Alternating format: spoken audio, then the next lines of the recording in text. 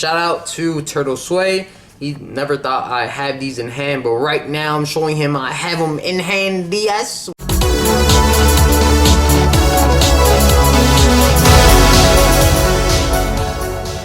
What's good, everyone? Welcome back to the GameShore, and today we are on episode 4 of Hype Unboxings. And as you can see, we have a very special, very sentimental piece of shoes today. Shout out to Virgil and RIP. Definitely inspired of one of the biggest movements right now in shoes with the Off-White collection, starting off with the original 10. But today we have a different pair that came out later that I copped on the restock on sneakers this past year or last year. I forget when it was. But these are the Converse Off-Whites Chuck 70s, not the original 10s. But that does not matter. And as we could see, the box is very interesting in terms of a Converse box because it does have like a transparent Converse right here, but it does have hints of that off-white lettering that we all come to love and talk about. But as you can see, Converse right here, and here is the tag. Nothing big, nothing extravagant, if you will, but under this, straight heat. And once we open it, regular white paper. Like, why would we need paper for some fire shoes? So let's make the shoes do the talking. And once we unbox them, we have the Converse Chuck 70s. If you could see right here, shout out to Turtle Sway. He never thought I had these in hand, but right now I'm showing him I have them in hand. DS with the orange bottoms. Who needs red bottoms when you got orange ones, right?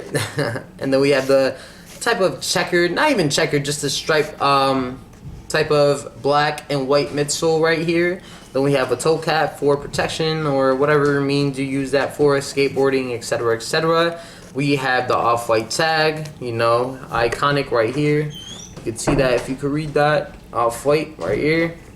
And orange tab, can't forget the orange tab, as well as the insole having that off-white branding with the Converse collaboration. But other than that, I feel that these shoes have a lot of potential in terms of adaptability. I feel like you could wear these in terms of a suit, tuxedo, or just wear these with regular shorts in the summer, whatever you got to do.